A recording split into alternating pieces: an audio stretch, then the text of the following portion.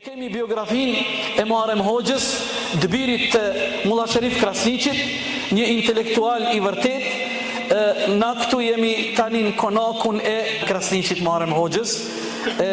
Ata pronart e këtij lokali dhe këtij restorani janë dëbit e Muharrem Sherif Krasniqit. Muharrem Hoxha ka lindur vitin 1921 në Vranoc, në Lugë të Baranit.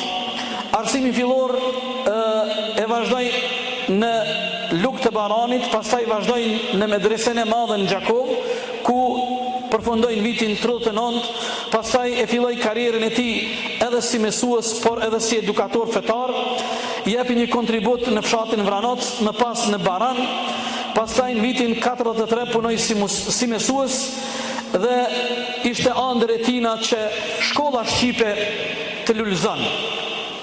Kontributi i Muharrem Sherif Krasniqit si edukator është jashtëzakonisht i madh. E kreu kursin pedagogjik në Prishtinë në vitin 1943, pas luftës dytë botërore udhëhoqi dhe organizoi shumë kurse kundër degadencës dhe kundër analfabetizmit që ishte prezent për fat keq në shumë pjesë dhe në shumë rajonet tona. U emërua mësues në Deçan dhe plot 3 dekada i pa lodhur deri në penzion vazhdoi të jep kontributin e tij si një intelektual i vërtet. Kontributi i Muharrem Hoxhës, Muharrem Sherif Krasniqit në sferën letrare dhe fetare është po ashtu i prekshëm.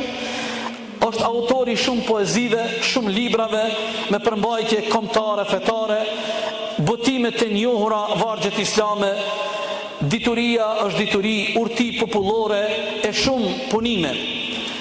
Ka dhe poezi nga se ishte i frymëzum dhe i kishte dhënë Zoti dhunti penden, prandaj poezitë e tij të zgjedhura sikur poezia e Zotit është i madh, Islami kler nuk duron, ai është një e kështu me radhë. Sigurisht se Muharrem Hoxha e përfundoi jetën e tij si të gjithë ata veteran që ishin para neve me plot dinjitet, duke mos kursy asgjë nga jeta e tyre. Ne e lutim të madhin Allah që gjithë hoxhallarët dhe efendilerët tonë që kanë kontribu, Zoti t'i shpërblej për mundin e tyre e prej familjeve tyre çdo herë të ketë trashëgimtar të denj. Edhe një herë profesor Fahrush, ju falenderojmë për këtë vepër dhe për këto materiale që ja keni ofruar lezuesit shqiptar, popullit ton, dhe në fund po e përmbylli. Besoj që ky është një kontribut jo i pari i profesorit ton, por një kontribut shumë me vlerë që do t'u ambyll gojen gjithë atyre që keq përdorin mediat dhe keq përdorin hapësirën kur thonë se hoxhallarët ton kanë qenë në shërbimin e armiqve ton. Kemi pas hoxhallar jo të edukuar e jo të arsimuar. Në monografit dhe faktet që i ka sjell profesori do t'jenë një flakaresh e fuqishme, uroj që të mbyllet gjuha e atyre shpirt ligëve.